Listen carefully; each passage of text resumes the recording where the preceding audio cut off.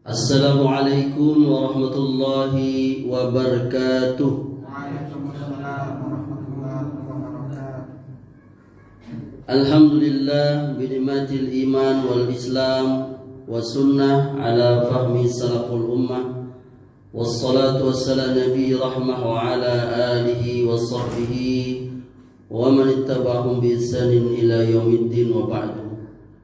Jamaah Masjid Al-Khairat yang saya cintai dan saya muliakan, alhamdulillah sebagaimana biasanya kita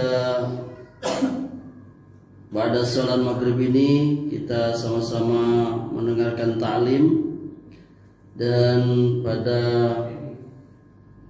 Rabu malam ini sebagaimana biasa bersama saya,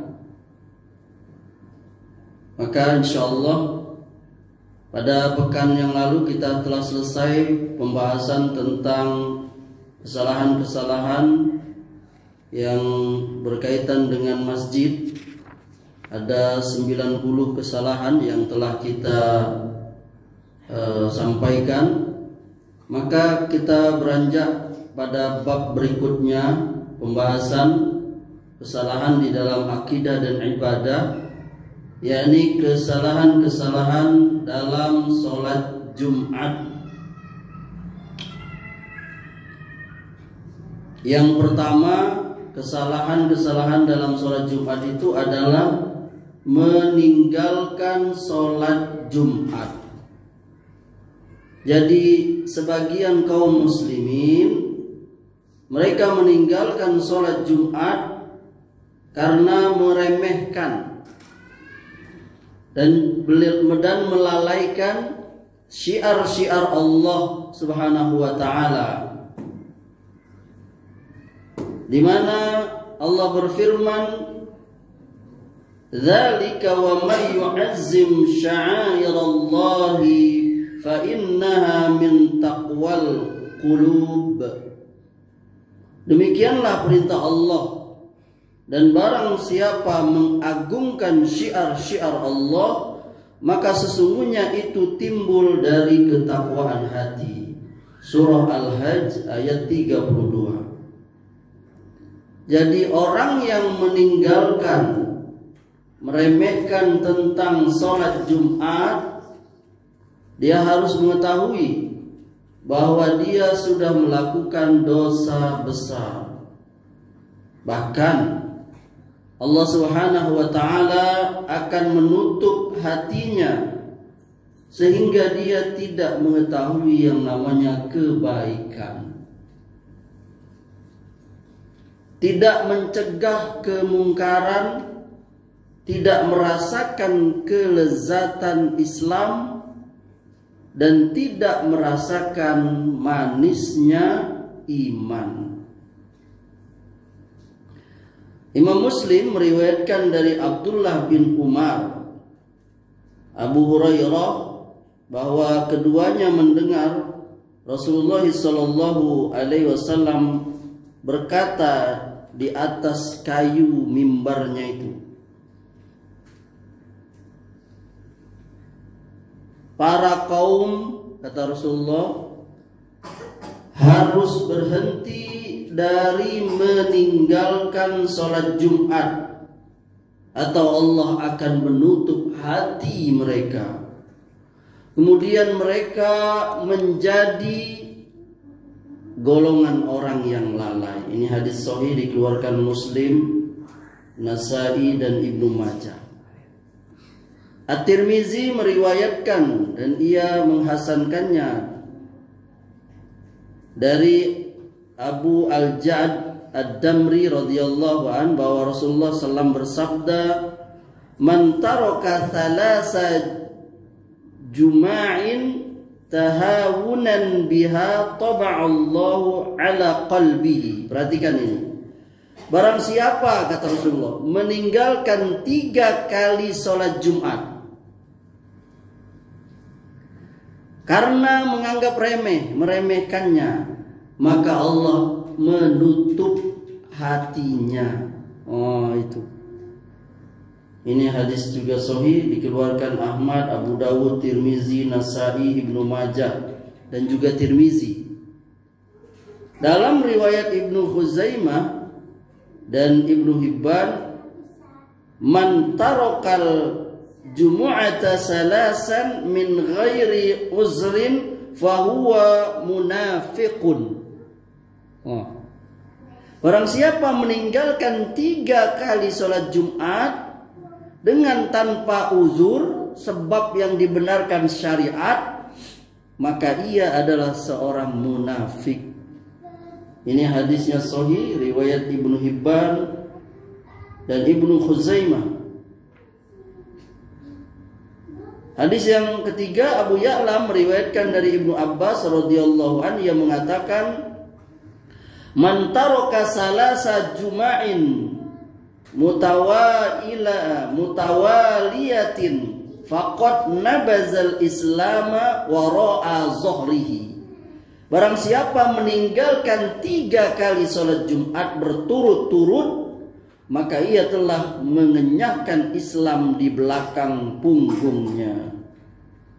Ya, ini hadis sahih mauquf, yakni kepada sahabat. Kalau marfu itu kepada Nabi, mauquf itu kepada hadis kepada sahabat. Nah, hadis yang kita baca ini menunjukkan ancaman yang besar kepada orang yang meninggalkan sholat Jumat. Wabil khusus 3 kali, lebih khusus lagi 3 kali berturut-turut tanpa sebab yang dibenarkan syariat. Karena seluruh laki-laki wajib sholat Jumat, wajib. Karena ini perintah Allah. Bahkan ada ayatnya di dalam Al-Quran itu, surah Al-Jum'ah. Ya ayyuhallazina amanu iza nudiya lis-solati min yaumil jum'ah fas'au ila zikrillahi wa zarul ba'id dzalikum khairul lakum in kuntum ta'lamun. Ya. Hai orang beriman, apabila kamu diseru untuk sholat pada hari Jumat, bersegeralah kamu tinggalkan jual beli itu, agar kamu beruntung. Yang tidak wajib itu siapa? Perempuan. Yang tidak wajib itu siapa? Anak-anak, orang gila, orang sakit, orang safar dalam perjalanan. Kalau orang gila nggak sholat sama sekali dia. Kalau anak-anak boleh dia sholat, pahalanya untuk dia, untuk orang tuanya. Kalau orang sakit dalam perjalanan, dia sholat apa? Zuhur. Salam. Hah? Kalau cak gila nanti Allah bikin gila bener nanti. Karena seseorang itu sesuai apa yang dia inginkan. Kalau dia ngilo pula dia. Kita itu sesuai dengan prasangka kita. Itu. Jadi kita kembali tadi persoalan, coba lihat loh kalau hari Jumat itu kan, ya subhanallah. Sampai-sampai pernah saya nonton di Jawa itu ada emak-emak itu. Kalau hari Jumat jam 11 itu dia udah patroli itu di pasar, bawa kayu ya nggak? Semua bapak-bapak mau dikecutnya. Iya tuh, nggak berani ya kan? Mana? Padek juga ibu nih. Ngapain kau mau jadi banci katanya? Mau jadi perempuan kamu ya? Kamu laki-laki nggak sholat Jumat? Itu.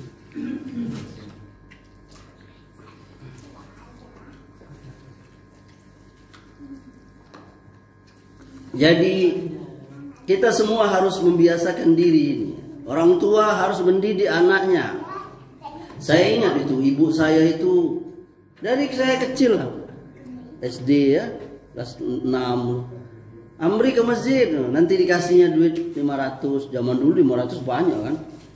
Tahun 80-an 200 untuk naruh di mana? Di celengnya itu, di kotak amal itu. Itu cara mendidik. Antum udah punya anak, biasakan dia. Jadi dia terbiasa sholat Jumat itu. Dia merasa berdosa kalau meninggalkan. Kalau kita sudah biasa sholat Jumat, kalau nggak sholat Jumat entah karena sakit, karena apa, ada merasa aduh nggak sholat Jumat, ada merasa apa, ada yang hilang gitu. Tapi kalau kita, nauzubillah min dzalik, ada orang yang udah biasa ninggalin sampai dia nggak ada lagi apa-apa, wah itu hatinya berarti sudah, nauzubillah, udah terkunci, itu udah khotam Allah, udah khotam. Jangan gitu. Karena ini perintah Allah, bahkan termaktub di Quran surah Al-Jumu'ah tadi. Jadi jangan anggap remeh. Ibu-ibu harus ganas kepada anaknya dalam hal ini. Sholat sana, laki-laki ya kan, membiasakan dia, apalagi dia sudah bujang, udah akil balik, perintahkan anak itu. Ya kan, kita juga harus membiasakan. Yang kedua, terlambat hingga khotib naik mimbar. Jadi sebagian kaum muslimin itu terlambat datang ke masjid sampai khotib sudah naik mimbar. Nah ini yang seperti ini kita kehilangan kebaikan yang banyak dan pahala yang besar. Ya, kata Nabi SAW, barang siapa mandi pada hari Jumat seperti mandi janabat, kemudian dia pergi ke masjid, maka seolah-olah ia berkorban seekor onta. Barang siapa pergi pada saat kedua, maka ia seolah-olah berkorban seekor sapi. Barang siapa pergi pada saat ketiga, maka ia seolah-olah berkorban seekor kambing. Barang siapa pergi pada saat keempat, maka ia seolah-olah berkorban seekor ayam. Barang siapa pergi pada saat kelima, maka ia seolah-olah berkorban sebutir telur. Jika imam telah keluar, maka para malaikat mendengarkan khutbah. Jadi malaikat ikut. Ini hadis sahih dikeluarkan Bukhari dan Muslim. Yakni para malaikat melipat buku catatan itu kalau khotib sudah naik. Jadi dicatat oleh malaikat. Oh, si Amri ini datang pertama, dia dapat onta. Oh, si Amri ini datang kedua, dia dapat sapi. Oh, si Amri ini datang ketiga, dapat kambing. Oh, si Amri ini datang keempat, dia dapat ayam. Oh, ternyata dia belakangnya nih, dia dapat telur. Oh, ini datang ini bulan ini sudah khutbah, dia nggak dapat apa-apa. Kenapa? Pena sudah, buku catatan malaikat sudah tertutup. Jadi dicatat itu tiap Jumat itu. Bayangkan siapa yang sanggup seminggu sekali korban onta? Antum pernah korban onta? Mau? Nah, datanglah pada hari Jumat di awal-awal waktu. Ini maksudnya itu siapa yang datang duluan, dia seolah-olah korban dengan onta. Waktu yang kedua sapi, waktu ketiga kambing, waktu keempat ayam, waktu kelima telur. Bayangkan tuh, waktu kelima aja masih dapat lah, jadilah telur dah. Seminggu sekali. Bagaimana kalau kita onta? Ini maksudnya bergegas, yakni pergi ke masjid. Gak usah tanya sama saya, Ustadz jam berapa itu kira-kira yang dapat onta itu? Ya diperkirakan saja, maksudnya di awal-awal lah ya. Karena belum pernah saya dengar tuh onta tuh jam sekian sampai jam sekian. Ini sampai segini. Intinya lebih cepat itu lebih baik. Nah, mudah-mudahan memang dapat yang onta. Ya minimal dapat sapi atau dapat kambing. Atau minimalnya dapat telur lah. Ya ini jangan sampai khotib sudah naik kemana? Alangkah besarnya ganjaran yang dijanjikan Rasulullah itu. Minimal telur aja. Bagi orang yang rajin segera ke masjid pada hari Jumat. Imam Ahmad meriwayatkan dari Abu Ghalib, dari Abu Umamah, Rasulullah SAW berkata, para malaikat duduk pada hari Jumat di depan pintu masjid dengan bawa buku catatan mencatat orang-orang yang masuk masjid. Jika imam keluar, maka buku catatan itu dilipat. Maksudnya imam keluar itu maksudnya imam mau khutbah. Ini hadisnya Hasan riwayat Ahmad.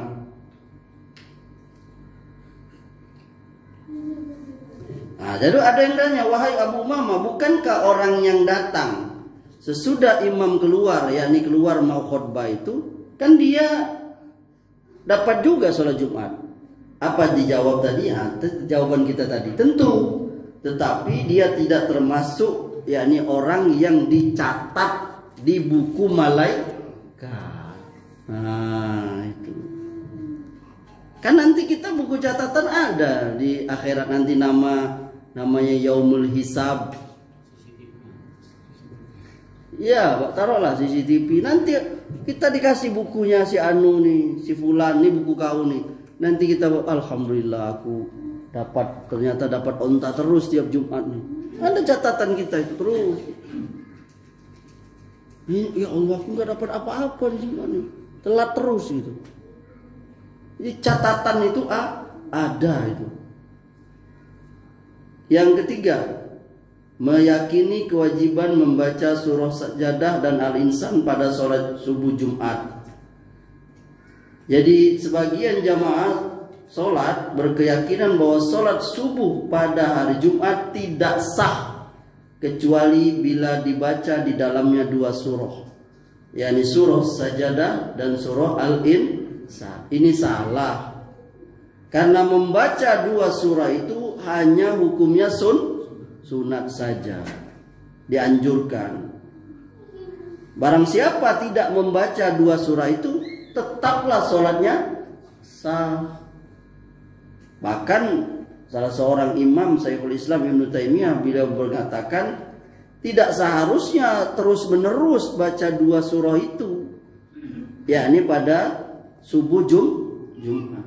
Nanti khawatir sebagian manusia menganggapnya wajib.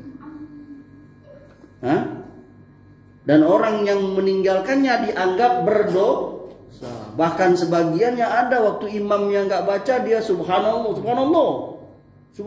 maksa imamnya terkejut. Kenapa? Karena setiap Jumat dia biasa seperti itu. Paham nggak maksud saya? Makanya Nabi itu ibadah-ibadah yang sunat, Nabi itu nggak berkekalan. Itu misalnya duha. Nabi itu kalau lagi sholat duha sampai sahabat menyangka beliau sholat duha seolah-olah beliau tidak akan meninggalkannya. Suatu ketika Nabi itu nggak sholat duha, sampai-sampai sahabat menyangka Nabi tidak akan lagi mengerjakannya. Nah, ini menunjukkan kalau yang sunat itu Nabi memberi contoh, kadang dikerjakan, kadang tidak. Kenapa? Karena kalau terus-menerus sebagian orang, apalagi orang yang awam, menganggap itu wajib. Sampai-sampai tadi itu, karena setiap subuh Jumat lah biasa baca surah itu, begitu imam yang nggak baca di subhanallah ini, subhanallah. Nah, padahal itu hanya bacaan, nggak baca ayat, nggak baca surat aja sholatnya tetap sah. Yang keempat, tidak mandi. Tidak mandi.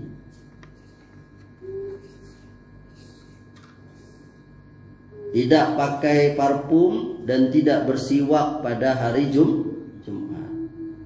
Jadi sebagian kita meremehkan mandi Jumat itu atau memakai wangi-wangian pada sholat Jumat. Padahal Islam menginginkan kita itu berkumpul pada hari Jumat itu dalam mingguan kan, pekanan ya, dalam keadaan paling sempurna. Kita memakai pakaian kita yang terbaik yang kita punya.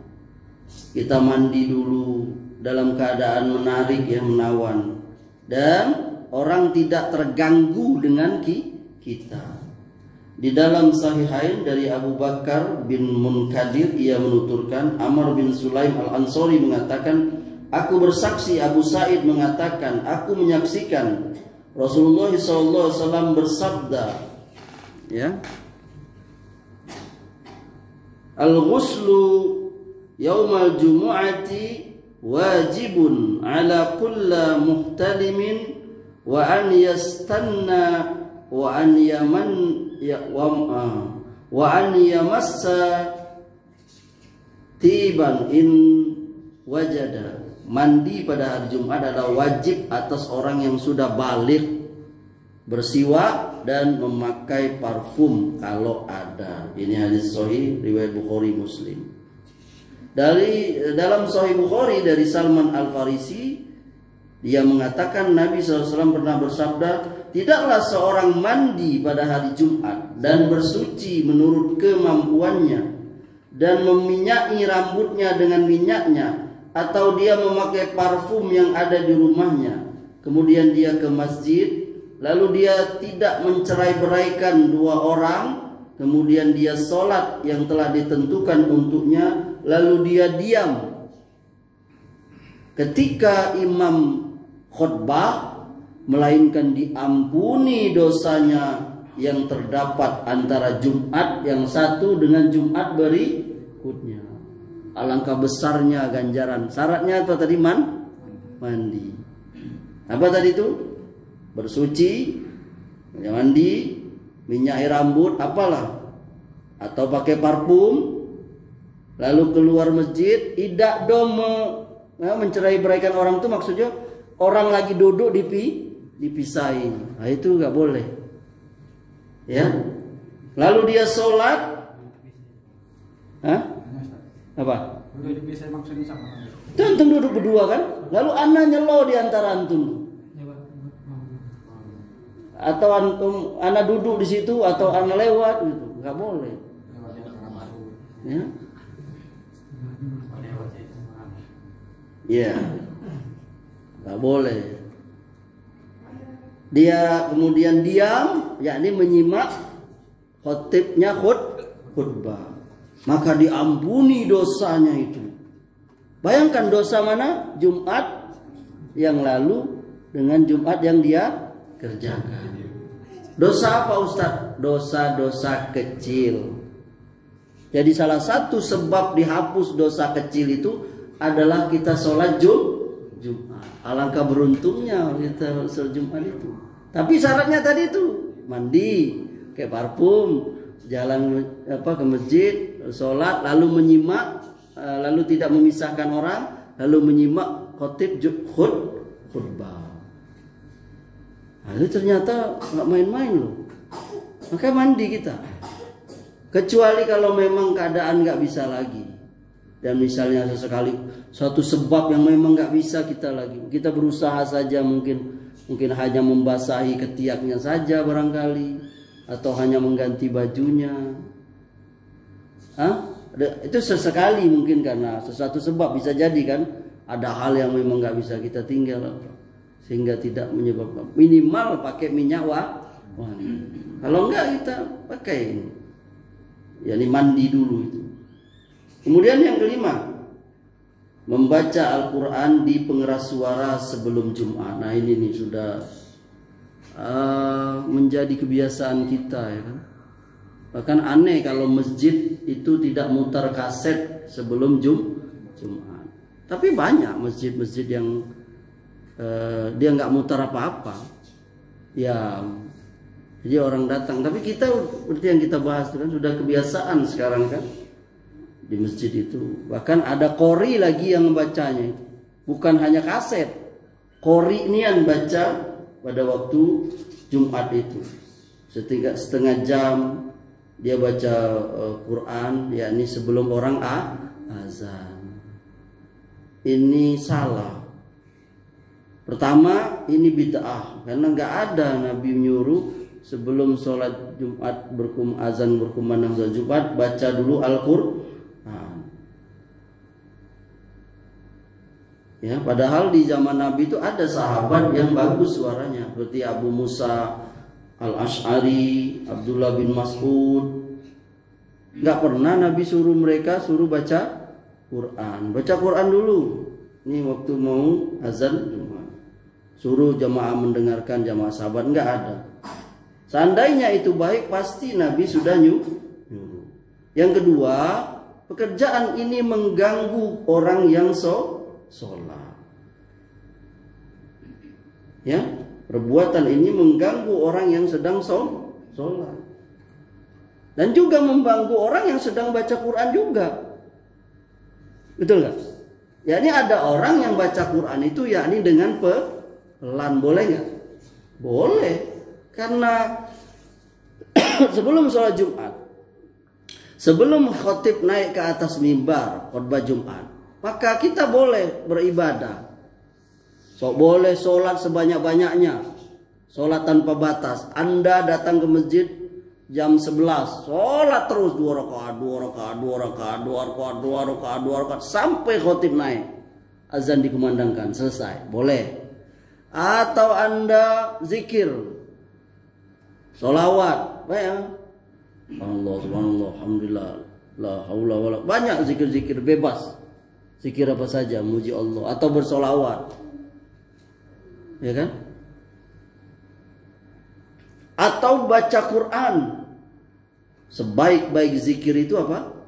Baca Quran, boleh. Tapi ingat tadi itu, melakukannya dengan sir, yakni cukup terdengar kita sendiri. Gak boleh itu. Nabi melarang itu. Orang yang sholat saja diganggu dengan bacaan Quran tuh gak boleh. Imam Malik Ahmad rahimahullah meriwayatkan dengan sanad yang sahih dari Al-Bayadi radhiyallahu anhu bahwa Rasulullah SAW keluar kepada manusia dalam keadaan mereka sedang sholat. Dan suara mereka keras dengan bacaan Al-Quran. Lalu berkata Nabi, orang sholat itu bermunajat kepada Tuhannya, maka hendaklah dia memperhatikan apa yang dimunajatkan kepadanya. Dan janganlah sebagian kalian mengeraskan kepada sebagian yang lainnya dengan bacaan Al-Quran. Wala yajhar ba'dukum ala ba'din bil Quran. Jangan sebagian kalian mengeraskan kepada yang lain dengan bacaan Al-Quran. Jangan, nggak boleh. Ini hadis sahih riwayat Malik dan seterusnya. Ini jangan dikira kita melarang orang baca Quran, bukan. Wah, Ustadz ini melarang, bukan, tapi caranya itu nah. Karena masing-masing kita pada hari Jumat itu asyik dengan ibadahnya masing-masing. Dan jangan mengganggu. Walaupun dengan bacaan yang dikeraskan, nggak boleh. Ya.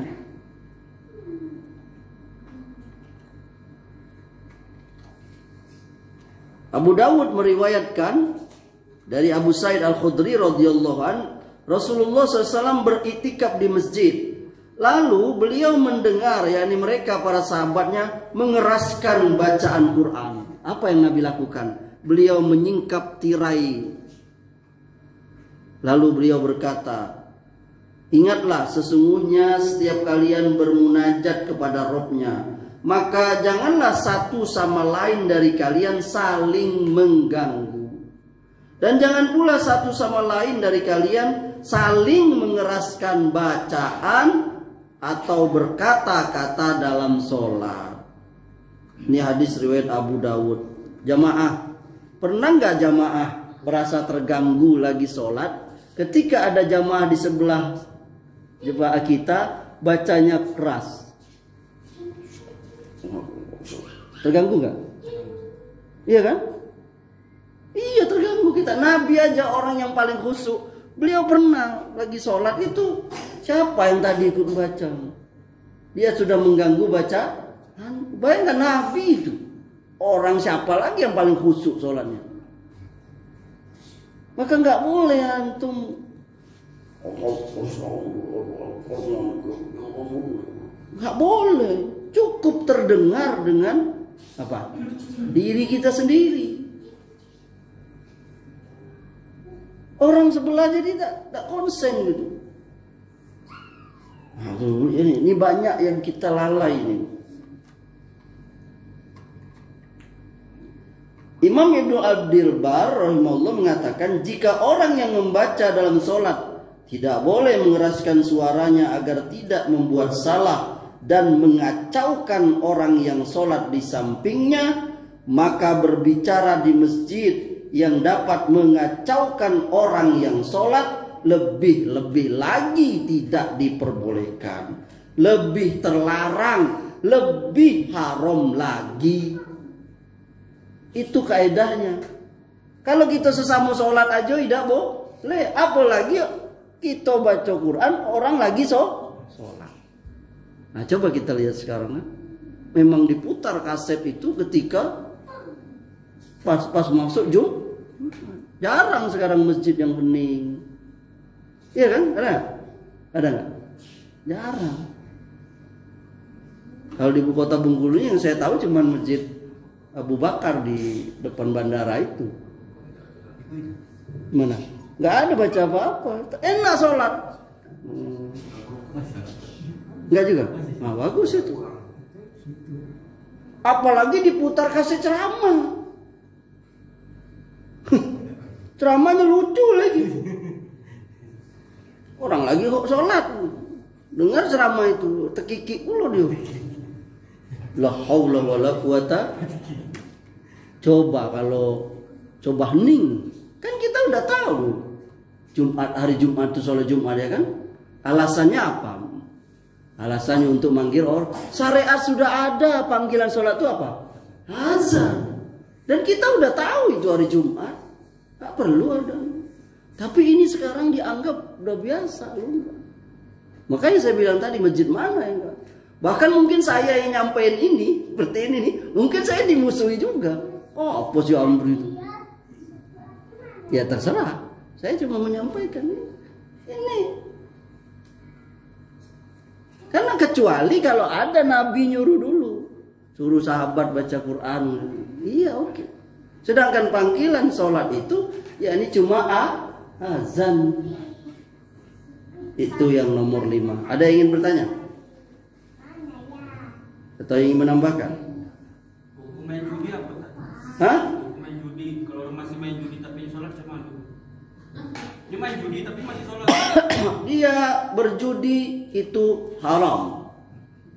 Innamal khamru wal maisiru wal ansabu wal azlamu rijsun min amali syaitan. Sesungguhnya minuman keras, berjudi, mengundi nasib itu perbuatan setan. Maka jauhi supaya kamu beruntung. Orang yang masih berjudi, apapun bentuknya, dia sudah melakukan al-kabair, yakni salah satu dosa besar. Al-kabair, berjudi itu salah satu dosa besar. Kalau di kitabnya Imam Zahabi itu dosa nomor 4 apa nomor 5? Syirik, durhaka orang tua, zina. Kalau judi itu nomor 5. Jangan anggap remeh. Quran itu ayat saya baca tadi. Innamal khamru wal maisiru dan seterusnya. Maisir, judi, apapun bentuknya haram. Apalagi zaman sekarang. Kalau dulu orang berjudi harus pergi ke tempat kemana? Harus tempat khusus. Kalau sekarang di kamar bisa, di ruang tamu bisa, yakni yang namanya lewat HP. Semoga Allah lindungi kita. Adapun dia sholat, maka dia sudah melakukan perintah agama. Nah, bayangkan tuh kalau dia sholat aja masih berjudi, apalagi kalau dia tidak sholat, lebih parah lagi itu. Kenapa? Sholat itu mencegah perbuatan keji dan mungkar. Otomatis itu tercegah keji. Tapi Ustadz, ada orang sudah sholat kok masih berbuat keji dan mungkar. itu dia masih sholat. Andai dia tidak sholat, lebih besar lagi maksiat yang dia lakukan. Itu pemahamannya. Begitu. Hendaklah kita menasihati mereka yang masih berjudi bertaubat kepada Allah. Dan sholat tetap ditegakkan, nggak ada alasan, ya. Jadi semoga Allah menjauhkan kita dari segala dosa dan maksiat, apalagi yang kabair besar-besar itu. Ada lagi? Ya, enak. Kita datang tuh memisahkan orang tuh nggak boleh, tapi di depan tuh sampah banyak kosong. Gimana? Ya, inilah yang kesalahan ini. Sebaiknya memang kita yang datang dahulu itu adalah kita mengisi saf yang terdepan dulu. Dan andai kata juga kita memang tidak ada lagi tempat yang bisa kita untuk duduk, kecuali kita harus ke depan itu, dan itu harus kita melangkahi orang. Semoga Allah mengampuni. Ya, semoga Allah mengampuni. Dan juga bukan kita sengaja setiap Jumat, ayanda. Mungkin sesekali, ya kan. Tapi kalau setiap Jumat telat lagi, melangkahi orang lagi, ya kan. Orang kau ku terlalu aju belagu dia kan. Kau ngaku tak mau maju. Nah, kan aja belagu, ya kan. Yang satu gak mau ngisi yang depan, yang satu ini telat terus. Nah, itu. Kita hendak mudah-mudahan itu tidak termasuk yang tapi kalau sesekali, yakni memang gak ada lagi tempat yang tersisa kecuali satu-satunya yang tanggung di depan itu ada sela-selanya. Gitu. Ada lagi? Bisa dilihat ada orang itu pengen sholat cuman mengharapkan subuh atau takut ke neraka, itu hukumnya gimana sekarang? Iya dong. Antum sholat mau dapat apa kalau bukan surga? Bukan maksudnya tuh secara ikhlas atau hanya mengharapkan. Orang yang mengharapkan masuk surga, dia melaksanakan perintah Allah, takut neraka, itulah keikhlasan. Kenapa? Karena surga itu dijanjikan oleh Allah, neraka itu diancam oleh Allah. Maka itu orang yang berkata, aku beribadah ini bukan takut masuk neraka, bukan mengharap surga, itu sebagian orang-orang sufi. Dan itu gak benar. Kita beribadah tuh kalau bukan surga apa lagi, Mak? Betul, Mak? Mak mau sholat, bangun malam, dingin-dingin wudhu, mau masuk surga gak, Mak? Apa? Mau terhindar neraka kan? Itu baru. Jadi aneh kalau ada orang berdoa, ya Allah, aku sholat itu bukan mengharap surga, aku juga tidak takut dengan neraka, masuknya neraka.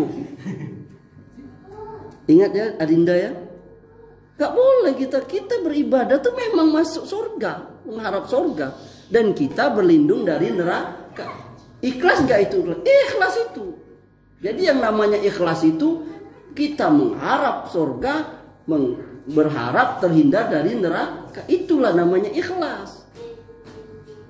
Jadi lucu orang di baliknya itu, kalau orang harap surga takut pada neraka, dianggapnya tidak ikhlas lah. Jadi cak mana?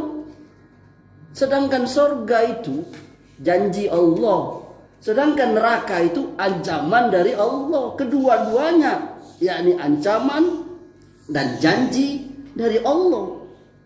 Kita kan beribadah itu mengharap pahala, dan pahala itu yang paling tinggi surga. Lalu bagaimana orang itu dikatakan tidak ikhlas? Nah, inilah pemikiran dari paham-paham tasawuf itu. Iya, itu katanya Robatul Adawiyah atau apalah. Ini keliru ini. Iya, salah itu. Bahkan Nabi, Adinda, Nabi berkata, kamu kalau berdoa mintalah surga. Kalau kamu minta surga, mintalah surga yang paling tinggi. Apa? Surga paling tinggi. Betul. Jannatul Firdaus, yakni surga yang paling tinggi, letaknya itu di bawah aras Allah. Begitu, Adinda. Jadi tak usah diikutin orang yang ngomong kau berarti tidak ikhlas kau. Sama kayak antum udah kerja nggak Dinda? Siapa yang udah kerja? Ini udah kerja belum? Kita bekerja, ada orang bekerja ada dapat gaji. Aku kerja iko ambo tidak udah dapat gaji, tidak mengharap gaji ambo. Aku ikhlas. Iko juga ambo jualan iko tidak ada mengharap untung. Ambo ikhlas karena Allah. Coba pasti kita bilang bu DID. Orang berbuat itu dia ingin untung. Apakah orang untung nggak ikhlas? Ikhlas lah. Dia berikhtiar, bekerja supaya dapat untung untuk istri dan anak-anaknya. Maka orang yang beribadah mengharap pahala dari Allah, mengharap masuk surga, mengharap terhindar dari neraka, dia sudah ikhlas. Sebagaimana doanya Rabbana atina fid dunya hasanah wa fil akhirati hasanah. Apa? Hasanah di akhirat itu apa? Surga. Wa qina azabannar, gitu.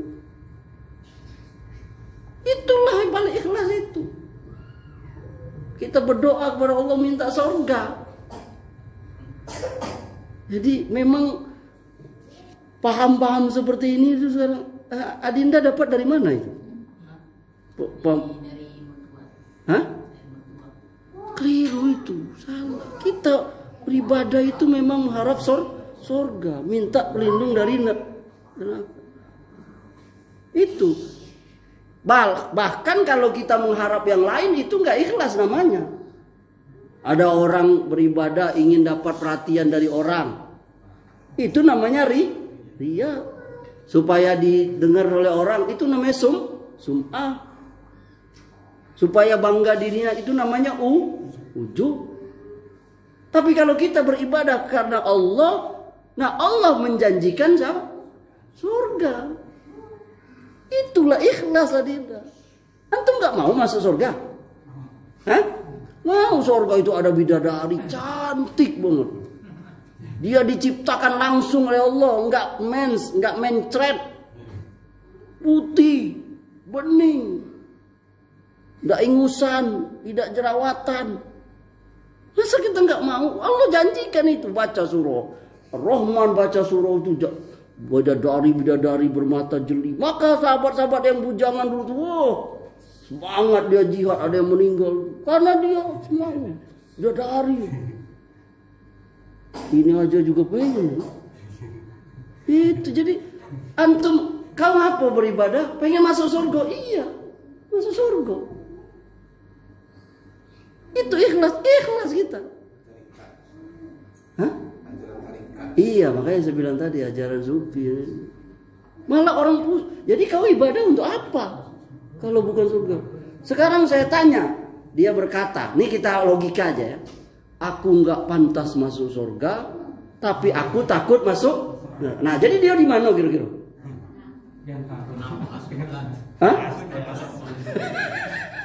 Sedangkan di akhirat itu tempat ada berapa? Ada 2. Kalau nggak surga, ya neraka. Ashabul yamin apa? Wahabus simbal ya kan? Kau golongan kanan atau golongan kiri. Lah dia bingung. Aku nggak masuk surga. Tidak pantas sama masuk surga kok. Aku sakit juga. Nah, jadi kemana dia? Sama kayak orang nak beli celana bingung. Akhirnya tidak pakai apa? Tidak pakai celana. Betul. Kalau laki-laki kan dijanjikan bidadari ya Ustaz. Nah, kalau perempuan apa dia? Nah, ini pertanyaan yang bagus sekali. Memang itulah memang dia dapat suaminya. Nanti wanita mendapatkan suami-suami. Kenapa ada penyebutan saya lupa yang jelas penyebutan dikasih bidadari itu karena sifat daripada laki-laki itu kecenderungannya kepada wanita itu lebih besar. Beda seperti perempuan juga ada, tapi tidak sebesar laki-laki. Paham maksud saya? Jadi juga ada. Iya, pastilah yakni dengan suaminya.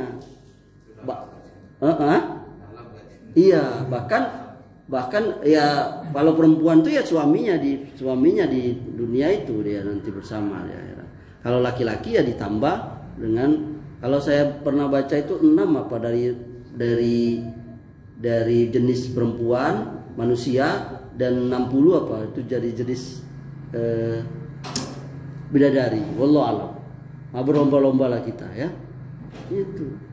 Masa nggak mau masuk surga? Doa antum sama Allah. Ya Allah, kata Nabi tadi tuh, kalau kita berdoa mintalah surga yang paling tinggi.